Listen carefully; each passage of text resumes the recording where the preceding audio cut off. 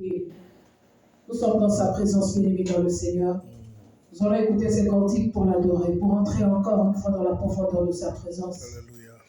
Nous voulons sa présence. Merci, C'est juste la présence de Dieu que moi je veux ce soir dans ma vie. Oh, alléluia, il est digne de gloire. C'est juste l'écouter, c'est juste l'entendre, c'est juste le Seigneur pour le péché, c'est juste alléluia. Aime sa présence bien-aimée. Aime la présence de Jésus. Aime sa présence car sa présence te fait du bien. Alléluia. Tu es mon roi. Entre dans sa présence bien-aimée. Ce n'est pas la parole qui s'est dit, mais c'est Jésus qui sera ce soir en ce lieu. Ce n'est pas la personne, mais c'est Jésus qui sera là. Oh, il est là ce soir, au milieu de nous. Oh,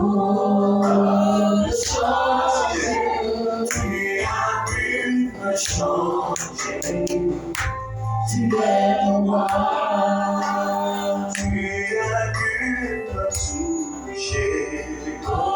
Laisse-moi toucher ce soir par le nom de Dieu. Laisse-moi toucher ce soir par le Seigneur des Seigneurs. Il est en toi. Alléluia. Je t'ai perdu au milieu d'une tempête. Tu es venu.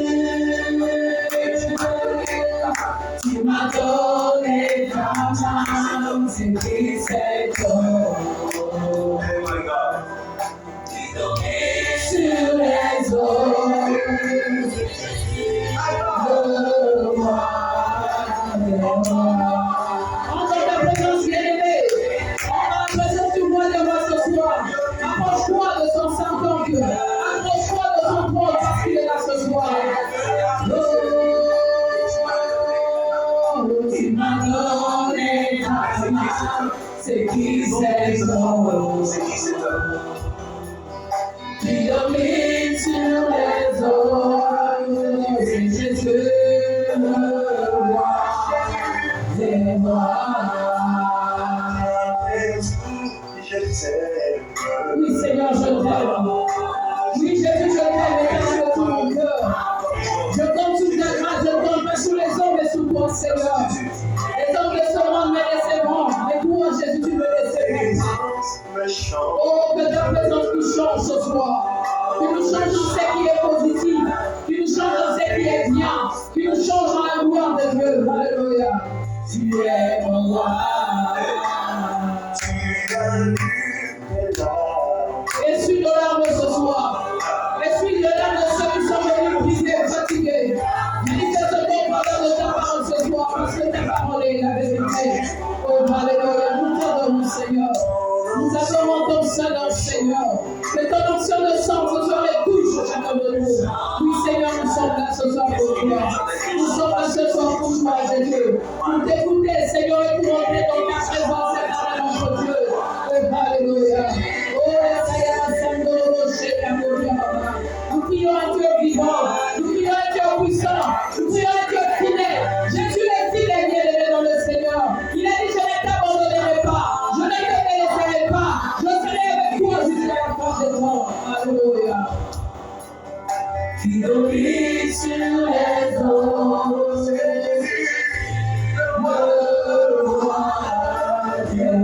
C'est toi que nous invitons ce soir. Oh Jésus, merci parce que tu es là. Montre-nous le chemin, Seigneur. Montre-nous le chemin qui conduit à Dieu. Alléluia. Oh,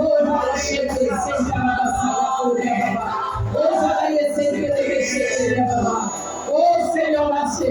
Merci parce que nous sommes dans ta présence. Alléluia. Seigneur. Oh, c'est toi, Jésus, qui domine sur les hommes. Tu domines sur toutes les choses. Alléluia. C'est toi. Il a vaincu la mort. Qui c'est toi? C'est comme à la croix de du Père. À la croix de du Père. De moi. Et moi. Je l'ai perdu.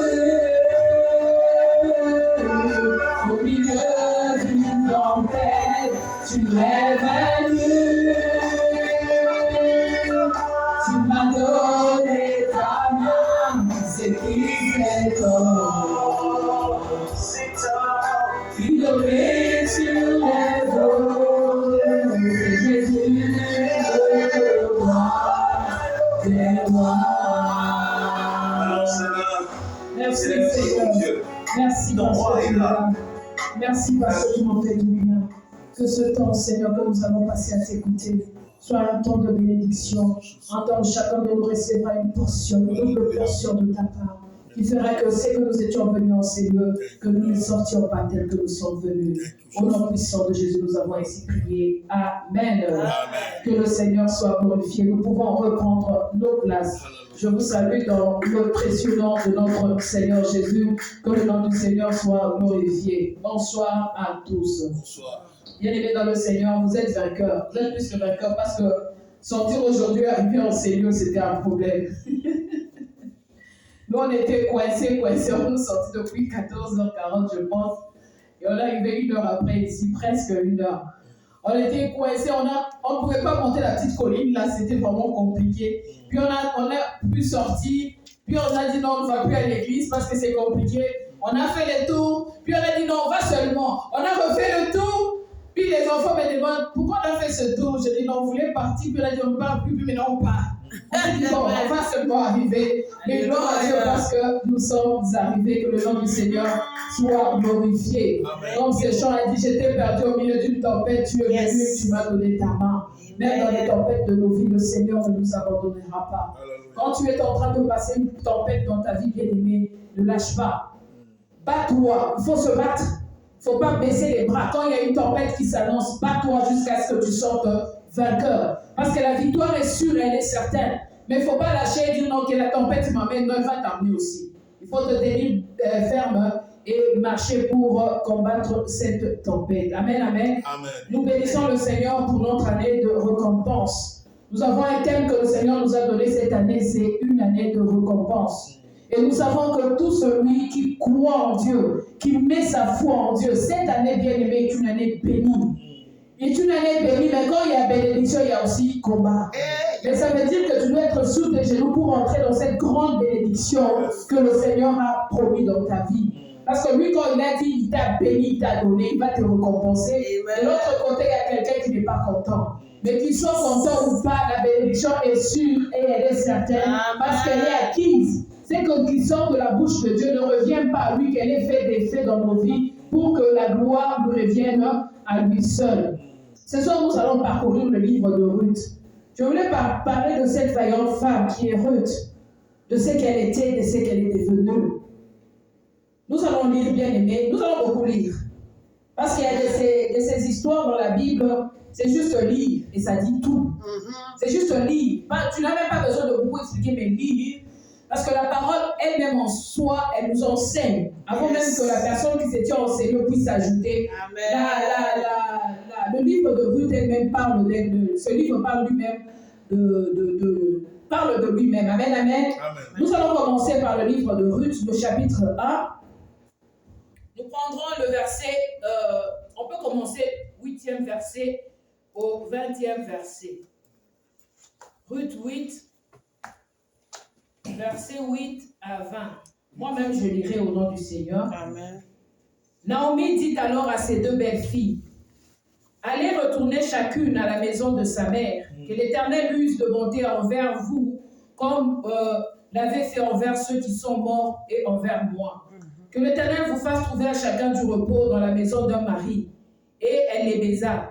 Elles élevèrent la voix et pleurèrent. Et elles lui dirent, non, nous irons avec toi vers ton peuple. Naomi dit, retournez mes filles, pourquoi viendrez-vous avec moi? J'ai encore dans mon sein des fils qui puissent devenir vos maris. Retournez mes filles, allez, je suis trop vieille pour me remarier. Et quand je dirai, j'ai de l'espoir, quand c'est lui-même, je serai avec un mari que j'enfanterai des fils. Attendriez-vous pour qu'ils eussent grandi? Refuseriez-vous pour cela de vous marier? Non, mes filles, car à cause de vous, je suis dans une grande affliction de ce que la main de l'Éternel s'est étendue contre moi. Et elles élevèrent la voix et pleurèrent encore. Orpa baisa sa mère, mais Ruth s'attacha à elle. Naomi dit à Ruth, voici ta belle-sœur est retournée vers son peuple et vers ses dieux. Retourne comme ta belle-sœur. Ruth répondit, ne me presse pas de te laisser, de retourner loin de toi. Où tu iras, j'irai. Où tu demeureras, je demeurerai. Ton peuple sera mon peuple et ton Dieu sera mon Dieu. Où tu mourras, je mourrai et j'y serai enterré. Que l'Éternel me traite dans toute sa rigueur si autre chose que la mort vient à me séparer de toi. Naomi, la voyant décidée à aller avec elle, cessa ses instances. Elles firent ensemble le voyage jusqu'à leur arrivée à Bethléem. Et lorsqu'elles entrèrent dans Bethléem, toute la ville fut émue à cause d'elle. Et les femmes disaient, est-ce là Naomi? Elle leur dit, m'appelez pas Naomi, appelez-moi Mara, car le Tout-Puissant m'a rempli d'amertume, parole du Seigneur. Amen. Amen. Nous pouvons reprendre nos places. Nous connaissons tous l'histoire de Ruth, de Naomi.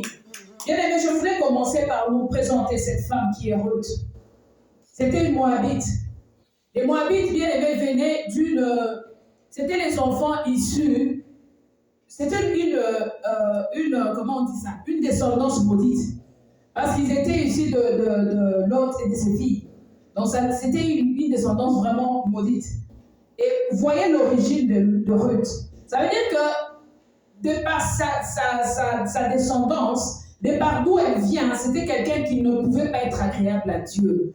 Et quand elle a épousé un des fils de Naomi, on a dit que Dieu n'a pas permis que les fils de Naomi aient des enfants. Elles étaient restées stériles.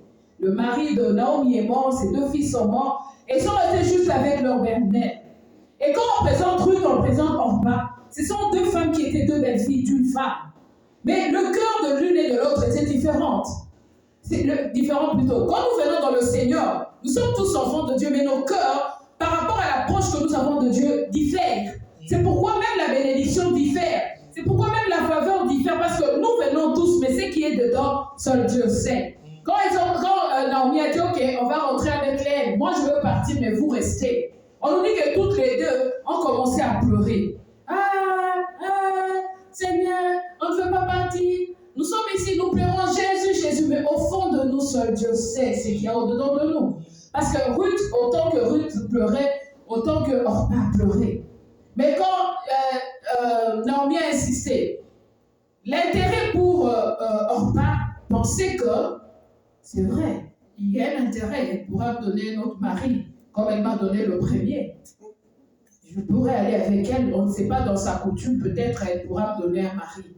C'était un amour intéressé. Et Orpa a continué. C'est pourquoi dans l'évolution avec les enfants de Dieu, au début quand nous venons, comme on dit à Lingala Naloenge, nous venons comme ça, on ne sait pas vraiment. Mais quand Dieu commence à imposer des choses, il y a ceux qui font ça, et il y a ceux qui font les pas en avant, il y a ceux qui font les pas en arrière. On peut venir 5, mais tu vois à la fin, tu te retrouves toi seul. Ah, quand on était venu sur cette place, on était à 5. Mais comment ça se fait-il que je suis resté tout seul? Parce que Naomi a commencé à maintenant à marchander. Pas marchander, mais à mettre des preuves devant lui. Des preuves, si je peux dire. Elle lui dit, ok, c'est bien que vous voulez venir avec moi. C'est bien pour Ruth et Orpa, c'est bien, je vous aime, vous êtes mes filles. Mais je suis déjà vieille. Tant bien même que je vais trouver Marie, même ce soir, j'ai fait un enfant. Est-ce que vous allez attendre jusqu'à ce que cet enfant grandisse? Ça veut dire que cet enfant aura l'âge même de vos enfants parce que vous êtes déjà des femmes mariées. Donc ça veut dire que chez moi, là, il n'y a plus rien que vous pouvez trouver. Il n'y a plus quelque chose à vous vendre. Qu'est-ce que je peux vous donner? Je ne peux que rien vous donner.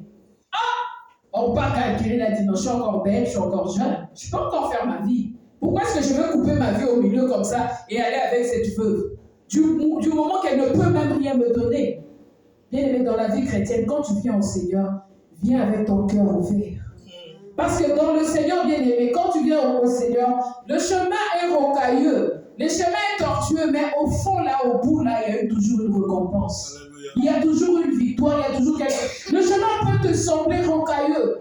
Bien aimé, dans le chemin de la foi, il y a une chanson qu'on chantait quand on s'est converti. Mais le chemin du calvaire est étroit et périlleux. C'est un chemin solitaire, difficile et ténébreux. Jusqu'au bout, je veux te suivre dans le bon, le mauvais jour. À toi pour mourir et Jésus pour toujours. Ça veut dire que le chemin du calvaire, le chemin de la croix est rocailleux et difficile. Ruth a choisi ce qui était difficile. C'était une belle jeune fille. Elle s'est dit, ok, je ne me marierai plus. Elle a sacrifié sa vie, si je peux dire. Elle a dit, ok, je vais aller prendre soin de cette femme. Ce n'était pas sa mère, c'était sa belle-mère. Et elle était moabite. Elle n'était pas juive. Ce n'était même pas son peuple. Ce n'était même pas sa nation. Ce n'était même pas sa tribu. Ce n'était même pas... Elle n'avait rien, aucun lien qui pouvait l'attacher à Naomi. Mais elle a dit, où tu iras, j'irai. Où tu mourras, je mourrai. Ton peuple sera mon peuple, ton Dieu sera mon Dieu. Tout ce que Ruth avait choisi, si vous regardez au fond de tout ça, il n'y avait aucun intérêt. Aucun. C'était juste prendre soin de sa belle-mère. Bien aimé, aujourd'hui l'évangile est torturé. Aujourd'hui l'évangile est rendu tortueux, si je peux dire. On nous dit quand les gens viennent à Dieu, même s'ils ne sont pas encore convertis, on leur jette de fleurs. On leur dit Dieu va te bénir, Dieu va te faire ça. Non, la première présentation que Naomi a présentée à Ruth, c'est fait lui dire je n'ai rien à te donner. Je n'ai rien à te donner. Si tu vas me suivre, ne me suis pas pour le poisson, ne me suis pas pour le pain, ne me suis pas pour la guérison, ne me suis pas pour la santé, mais suis-moi seulement parce que tu m'aimes. Suis-moi parce que tu m'aimes. C'est ce que Dieu attend de nous. Bien-aimé, Ruth n'a pas regardé l'intérêt. Aujourd'hui, les gens viennent à l'église. Je me dis, bénis soyons-nous, nous qui avons été sauvés il y a 20 ans, 30 ans, parce que nous avons eu cette grâce d'écouter la parole. Aujourd'hui, elle est où? Quelqu'un qui vient aujourd'hui dans le Seigneur, on lui jette de fleurs. Nous, on te parlait, quand on venait dans le Seigneur, on te parlait du brisement. On dit, tu dois être brisé. On te parlait de la repentance. On te parlait de la rénonciation. Il faut renoncer à ça. Il faut laisser ça. Il faut changer ta vie. Il faut changer. On ne disait pas changer un peu. Nous, on nous disait change 90 degrés. Donc, tu étais comme ça, tu changes. Tu reviens comme ça, tu n'es plus la même personne. On ne disait même pas un peu. Il s'était vraiment strict à un point là que quand on allait à l'église, on s'est dit, oh Seigneur. C'est le Dieu que Naomi a présenté à Ruth. Elle lui a dit, je n'ai rien à te donner. Je n'ai rien à te donner. Je n'ai pas d'enfant. Je n'ai pas de progéniture. Je n'ai même pas un projet. Parce que j'étais partie riche de cette ville de Bethléem, mais je suis devenue pauvre. Je n'ai ni mari ni enfant. C'est pourquoi il a dit, appelez-moi Mara, l'amertume. Elle lui a présenté juste l'amertume. Mais Ruth, elle était une femme qui aimait sa belle-mère. Soit un enfant de Dieu qui aime Jésus. Soit un enfant, une fille qui aime son Seigneur. Aime-le simplement parce qu'il est Dieu. Aime-le parce que de prime abord, d'abord, tu n'attends rien. Seulement parce que tu regardes à la croix, il a donné sa vie pour toi. C'est pas parce que tu regardes, il s'est donné pour toi. C'est pas parce que tu regardes les batailles qu'il a combattues pour toi. Tu étais perdu au milieu de je ne sais quoi. Mais Dieu est descendu. Il t'a sauvé, il t'a libéré. Bien-aimé, Ruth a suivi Naomi. Nous allons encore lire, toujours dans le livre de Ruth, nous allons lire le chapitre 2. Et cette fois-ci, nous lirons le 7e verset au 18e verset. La parole de Dieu nous dit ceci. Je lis au nom du Seigneur. Amen. Elle a dit, permettez-moi de glaner et de ramasser des épis entre les gerbes derrière le moissonneur. Et depuis ce matin qu'elle est venue, elle a été debout jusqu'à présent. Elle s'est reposée qu'un moment dans la maison. Boaz dit à Ruth, écoute ma fille, ne va pas glaner dans un autre champ. Ne t'éloigne pas d'ici et reste avec mes servantes. Regarde où l'on moissonne dans le champ et va après elle. J'ai défendu à mes serviteurs de te toucher et quand tu auras soif, tu iras au vase et tu boiras de ce que les serviteurs auront puisé. Alors elle tomba sur sa face et se prosterna contre terre et elle lui dit, comment ai-je trouvé grâce à tes yeux pour que tu t'intéresses à moi, qui suis-je, une étrangère? Boaz lui répondit, on m'a rapporté tout ce que tu as fait pour ta belle-mère, depuis la mort de ton mari, et comment tu as quitté ton père et ta mère, et les pays de ta naissance, pour aller vers un peuple que tu ne connaissais pas auparavant. Que l'Éternel te rende ce que tu as fait, et que ta récompense soit entière de la part de l'Éternel, le Dieu d'Israël, sous les ailes duquel tu es venu te réfugier. Et elle dit, oh, que je trouve grâce à tes yeux, mon Seigneur, car tu m'as consolé et tu as parlé au cœur de ta servante, et pourtant je ne suis pas moi comme l'une de tes servantes. Au moment du repas, Boaz dit à Ruth, approche, mange de mon pain et trempe ton morceau dans le vinaigre. Elle s'assit à côté de moissonneur, on lui donna du grain rôti, elle mangea et se rassasia, elle garda le reste. Puis elle s'éleva pour glaner. Boaz donna cet ordre à ses serviteurs qu'elle glane aussi entre les gerbes, et ne l'inquiétez pas. Et même vous ôterez pour elle des gerbes, quelques épis que vous laisserez glaner sans lui faire de reproche. Elle glana dans le champ jusqu'au soir, elle bâtit ce qu'elle avait glané, il y eut environ un épha d'orge, elle l'emporta, elle rentra dans la ville, et sa belle-mère vit qu'elle avait glané, elle sortit aussi le reste de son repas et lui donna parole du Seigneur. Amen. Bien-aimé dans le Seigneur, quand Ruth a suivi Naomi, elle ne s'attendait pas à tout ça. Elle ne savait même pas bien aimer, c'était comme deux veuves. Vous savez, en Israël, pour les veuves, c'était très difficile. C'est pourquoi Dieu disait, il faut donner à l'orphelin et à la veuve. C'est pourquoi il disait, je suis le mari des orphelins et le père des veuves. Je suis le père des orphelins et le mari de la veuve. Ça veut dire que c'était des personnes qui étaient délaissées, qui n'avaient pas de ressources. Mais elle s'est retrouvée bien aimée. Quand elle est partie, c'était une femme travaillante. Bien aimée dans le chemin de la foi. Dans la vie spirituelle ou chrétienne, il faut être un chrétien travailleur. Il ne faut pas être un chrétien paresseux. Il ne faut pas paresser dans l'œuvre de Dieu, mais il faut être actif dans l'œuvre de Dieu. C'est là que sera ta récompense, c'est là que sera ta bénédiction. Bien-aimée, Ruth s'est levée. Et quand elle s'est levée, elle est partie, bien-aimée, dans le champ de Boaz. Elle ne savait même pas c'est dans quel champ elle allait. Elle ne savait même pas la relation qu'il y avait. Mais elle est partie travailler. Et elle travaillait, et quand Boaz est venu, elle dit, mais c'est qui cette étrangère? On lui a dit, moi je me suis toujours dit, j'ai dit, Ruth, ça devait être une très belle femme. Parce que le fait que Boaz ait jeté un coup d'œil, ça veut dire que c'était une belle femme. Et on lui dit, mais c'est qui cette étrangère-là? Et les serviteurs lui disent, non, c'est une femme forte. La première des choses, on lui dit, c'est une femme forte. Elle a travaillé, elle ne s'est même pas assise. Elle est restée debout tout le temps, jusqu'à ce qu'on ait fini de glaner. Et vu que Boaz avait entendu parler de Ruth, elle dit non, laissez-la ramasser. Laissez-la aller ramasser ce qui tombe quand vous êtes en train de récolter. C'était la première bénédiction. Et puis après, bien aimé, ce n'était pas arrêté là. Boaz lui dit non. Même quand il dit à ses serviteurs, laissez même tomber un peu, qu'elle ne sache pas que vous avez laissé tomber un peu, pour qu'elle ramasse et qu'elle en ait beaucoup. Ce n'était pas fini la bien-aimée. Boaz lui dit encore non, viens manger avec nous. Trempe ton pain dans le vinaigre et mange avec nous. Elle a été nourrie, elle a été bénie, bien-aimée, parce qu'en elle, on a trouvé un amour désintéressé.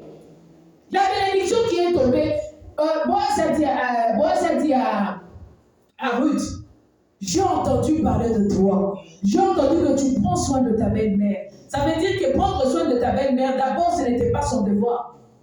Elle n'était pas censée le faire. Ce n'était pas elle de le faire. Parce que lorsque il y a séparation, lorsque le mari meurt, on nous dit que toute la relation est quoi? Finie. Chacun prend sa route. Mais elle est attachée, elle est restée attachée. Elle a même abandonné. Boaz lui dit, tu as abandonné ton père, tu as abandonné ta mère, tu as abandonné ton peuple, tu as abandonné ta nation et tu es venu t'accrocher à ta belle-mère pour la servir, bien-aimée dans le Seigneur. Moi, je pense que la première chose que Ruth était venue faire auprès de Naomi, c'était de se rassurer que comme c'était une vieille femme, qu'elle ne puisse pas mourir de faim, qu'elle puisse toujours avoir quelque chose à manger. Quand tu viens dans le Seigneur, bien-aimé, ce n'est pas pour toi-même d'abord. Regarde à côté de toi, regarde dans ta famille, regarde dans ton entourage. Rassure-toi que tu aies au moins parlé de Jésus à tout ton entourage. Rassure-toi de l'avoir fait. Quelle que soit leur réaction, ce n'est pas ton problème. Toi, tu n'as pas besoin de savoir ce que ça fera dans leur cœur. Toi, rassure-toi que tu leur as dit que Jésus t'aime et il a un plan merveilleux pour ta vie. Le reste, bien aimé, c'est le Saint-Esprit qui va s'en occuper. Bien aimé, Ruth, quand il est venu, glané, quand on a glané, elle a ramassé, on dit elle est venue avec, je ne sais pas comparer les mesures du temps et les mesures actuelles. Ça veut dire que c'était beaucoup. Et elle a mangé un peu, mais bien aimé, même la nourriture qu'on lui donnait, elle pensait toujours à Naomi. On dit elle a mangé un peu, elle a gardé un peu pour sa belle-mère. Bien aimé, aimons le Seigneur. Aimons l'œuvre de Dieu. Aimons Jésus, bien aimé. Pensons à lui dans tout ce que nous faisons.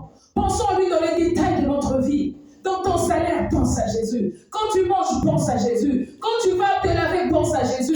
Quand tu veux dormir, pense à Jésus. Quand tu as mal, pense à Jésus. Quand ça va, pense à Jésus. Quand ça ne va pas, pense à Jésus. Alléluia. Amen. Parce que le Seigneur a un plan merveilleux pour ta vie. Il avait un plan merveilleux pour Ruth. Ruth ne le savait pas. Mais Ruth a fait qu'obéir. Et même, bien aimé, si nous allons plus loin, nous allons encore lire. Nous allons aller au chapitre 3. Je lirai le premier verset au 6e verset. Naomi, sa belle-mère, lui dit, « Ma fille, je voudrais assurer ton repos afin que tu fusses heureuse. » Alléluia. Amen. Bien-aimé, le Seigneur veut assurer notre repos. Amen. C'est très important le repos dans le Seigneur. Alléluia. Le Seigneur veut assurer notre repos parce que nous sommes tirés ça et là. Nous n'avons pas la paix. La paix nous est volée à tout moment. Un petit rien peut voler ta paix, peut cacher. Bien aimé, moi maintenant je commence à dire au diable, quand je prends mon week-end, je dis, Satan, mon week-end, tu me laisses en paix.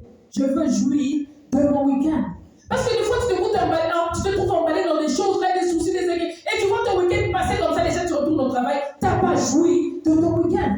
Moi, la prière que j'ai fait vendredi soir, parce que c'est dur si je ne travaille pas samedi, dimanche, j'ai dit, Seigneur, Satan, au nom de Jésus, mon week-end m'appartient, je vais jouir de mon week-end au nom puissant de Jésus, parce que Dieu veut que je sois dans le repos. Yes. Je cours toute la semaine, je dois être dans le repos, même 2 jours. Et on nous dit, et maintenant, Boaz, avec les servants duquel tu as été, n'est-il pas notre parent? Voici, ils doivent aller cette nuit, les anges qui sont dans l'air. Lave-toi et oins-toi, puis remets tes habits et descends à l'air. Tu ne le feras pas connaître à lui, jusqu'à ce qu'il ait achevé de manger, de boire.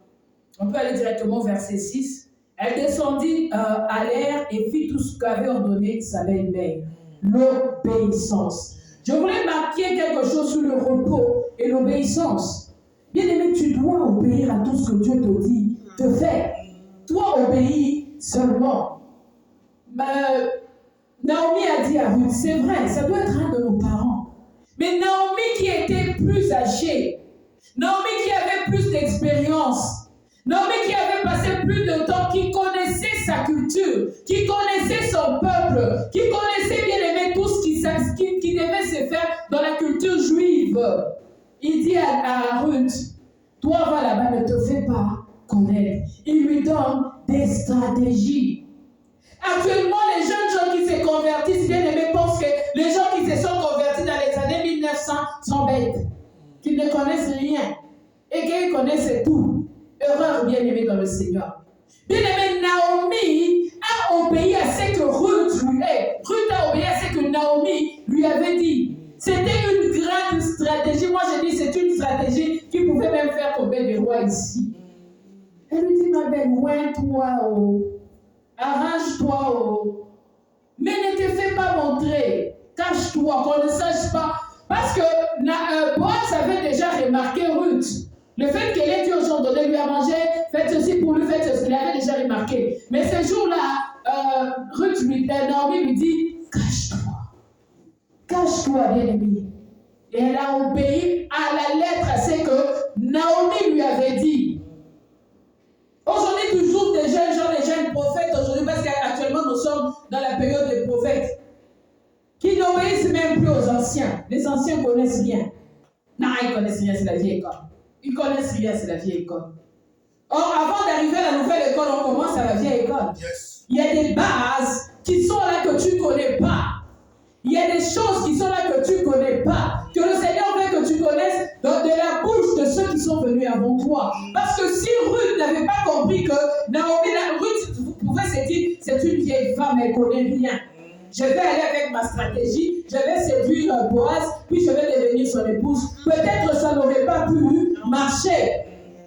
Mais Naomi qui était sage, Naomi qui était avancée en âge, Naomi qui avait de l'expérience lui a dit, écoute mon enfant, fais ceci, fais cela. Bien aimé, l'écoute et l'obéissance va t'amener à la récompense. Alléluia. L'écoute et l'obéissance t'amènera à la récompense. Écoute, prends le temps d'écouter. Prends le temps d'écouter les anciens. Prends le temps d'écouter ton pasteur. Prends le temps d'écouter ton mari. Prends le temps d'écouter ta femme, les gens qui sont autour de toi. Prends le temps d'écouter. Et quand tu écoutes, obéis. Parce que quand Ruth a fait tout ce qu'on lui avait dit, Naomi lui a dit, et le soir, va découvrir les pieds de Boaz, couche-toi à ses pieds. Et la nuit, quand Boaz a senti qu'il y avait une chaleur qui venait de quelque petit, mais qu'est-ce qui se passe là? Je suis dormi tout seul. Mais qui est à côté de moi? Qui est à mes pieds? Quand elle a levé le visage, elle a dit, oh, mais c'est Ruth. Mais je pense que dans son cœur, il était content. Un peu content parce que déjà, dans son visage, il visait déjà Ruth à quelque part. Parce que tous les bienfaits qu'elle lui accordait, ça avait un sens et du sens. Yes. Et quand elle lui a dit, c'est vrai. Elle lui dit, non, je suis la fille la belle-fille de Naomi, tout et tout. C'est bon. Ah, c'était toi. On nous dit que Boaz est parti pour racheter Ruth. Alléluia. Amen. L'obéissance a permis à Ruth d'avoir un beau mariage. L'obéissance a permis à Ruth d'être bénie. L'obéissance a permis à Ruth d'être récompensée. Parce que moi, ce n'était pas n'importe qui. Ce n'était pas n'importe qui. C'était un homme très riche. Et on nous dit qu'il est parti, même lui-même, il s'est levé. Bien-aimé, Jésus a laissé le ciel. Jésus est descendu sur la terre. Jésus est venu pour marchander ta liberté. Il est venu pour marchander ton salut. Il est venu, bien-aimé, il a marchandé. Il s'est donné lui-même à ta place. Il a donné sa vie à ta place pour qu'aujourd'hui, bien-aimé, toi, tu sois appelé enfant de Dieu. Pour te prendre comme épouse. Il est venu, il a donné sa vie. Et Boaz a fait cela. Nous allons le lire. Nous allons lire de Ruth 4. Nous pouvons commencer au premier